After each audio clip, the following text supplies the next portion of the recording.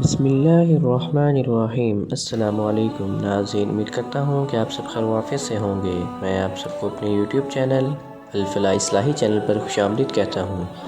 اگر آپ سب نے ابھی تک ہمارے چینل کو سبسکرائب نہیں کیا تو جلدی سے سبسکرائب کر لیں اور بیل آئیکن پر لازمی کلک کریں تاکہ ہماری ہر نئی آنے والی ویڈیو آپ تک بآسانی پہنچ سکے۔ اور آج کی ہماری اس ویڈیو کا عنوان ہے قرب الہی حاصل کرنے کا طریقہ۔ علی مسجد میں داخل ہوا تو مولوی صاحب خطبہ دے رہے تھے۔ وہ چپ چاپ سنتا رہا۔ معمولی پڑھا لکھا تھا، کچھ سمجھ آیا کچھ نہ آیا، لیکن جب مولوی صاحب نے بتایا کہ ہمیں چھوٹی سے چھوٹی نیکی کو بھی حقیر نہیں سمجھنا چاہیے اور کچھ ایسے واقعات بھی سنائے جب کسی معمولی سے عمل کی بنیاد پر اللہ نے بے حساب اجر دیا، تو اس نے سوچا کہ یہ کوشش تو میں بھی کر سکتا ہوں۔ بس جناب نماز ختم ہوتے ہی وہ مولوی صاحب کے پاس پہنچا اور اس سے کوئی آسان سی کتاب مانگی جس پر عمل کر کے وہ بھی ثواب کما سکے۔ انہوں نے اس کا شوق دیکھتے ہوئے اسے ایک آسان سی حدیث کی باترجمہ کتاب تھما دی۔ علی کو نیا مشغلہ مل گیا تھا۔ روز کھیتی کے کام سے فارغ ہو کر کتاب پڑھتا، اور اس وقت سردیوں کے دن تھے۔ اس کے بیوی بچے اپنے میکے یعنی برابر والے گاؤں میں گئے ہوئے تھے۔ اس نے باہر جھانکا، ہر طرف خاموشی تھی۔ کبھی کبھی کسی چرند پرند کی آواز سنائی دے جاتی یا کوئی اکا دکا دیہاتی گزرتا نظر آ جاتا۔ وہ اپنے بستر پر بیٹھ گیا اور مولوی صاحب کی دی ہوئی کتاب نکال کر پڑھنے لگا۔ حضرت ابو ہریرہ رضی اللہ تعالی عنہ سے روایت ہے، رسول اللہ صلی اللہ علیہ وآلہ وسلم نے فرمایا، قیامت کے دن اللہ عز و جل ایک شخص سے فرمائیں گے کہ اے ابن آدم، میں بیمار ہوا تو نے میری عیادت نہیں کی۔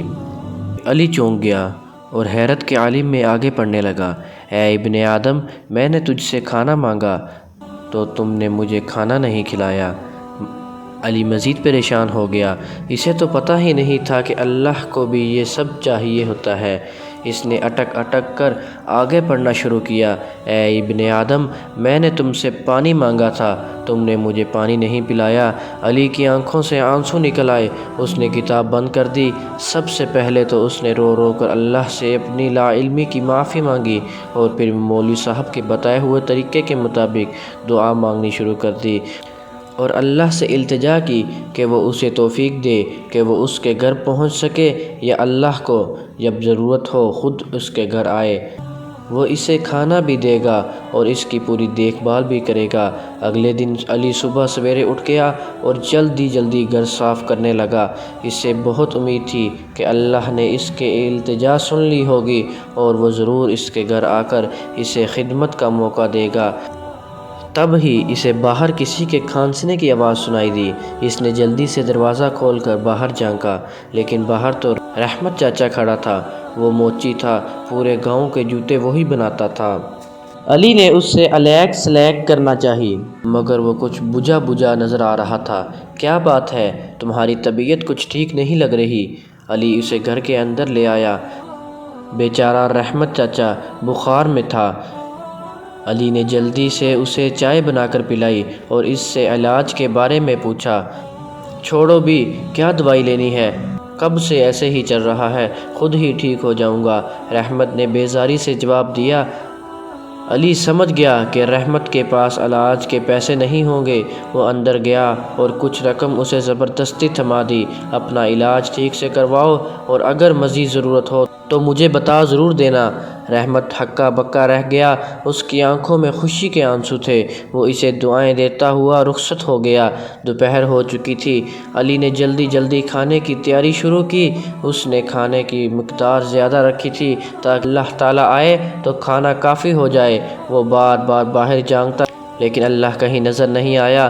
وہ تقریباً مایوس ہو چکا تھا کہ اسے کریم نظر آیا، جو صبح سے شام تک مزدوری کرتا تھا۔ کریم نے اسے بتایا کہ اسے کئی دن سے مزدوری نہیں ملی۔ گھر میں اس کے بچے بھوکے ہیں اور وہ آج بھی مایوس گھر جا رہا ہے۔ علی کو یہ سب سن کر سخت افسوس ہوا۔ اس نے کریم کو اپنے کھانے میں شامل کر لیا اور جب وہ جانے لگا تو راشن اور کھانے کا پارسل بنا کر اسے تھما دیا۔ کریم اسے تشکر بھری نظروں سے دیکھتا اپنے گھر کی طرف روانہ ہو گیا۔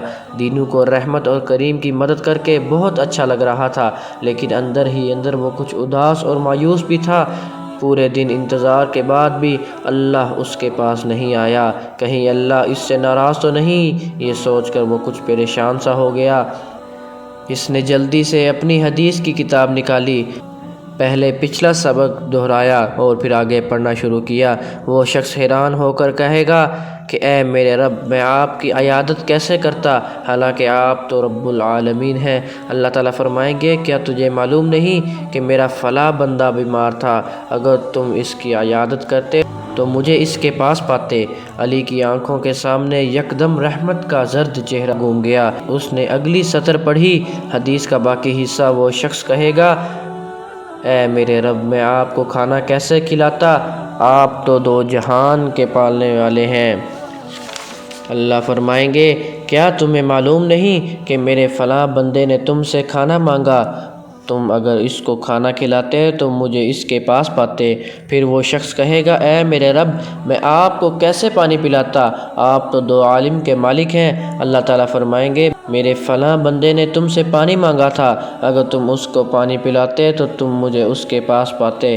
علی کی آنکھوں میں آنسو تھے، اس کے تصور میں کریم اور رحمت جگمگا رہے تھے۔ وہ اپنا سبق نہ صرف سمجھ چکا تھا بلکہ اس میں کامیاب بھی ہو چکا تھا۔ یا اللہ، یا رب العزت، ہم سب پر، ہمارے ماں باپ پر، بہن بھائیوں پر، عزیز و اقارب اور تمام امت مسلمہ پر اپنا خاص فضل و کرم فرما، اور ہم سب پر اپنی خصوصی رحمت نازل فرما، اور ہمیں بخش دے اور دنیا کی رنگینیوں سے غافل فرما اور آخرت کی فکر نصیب فرما۔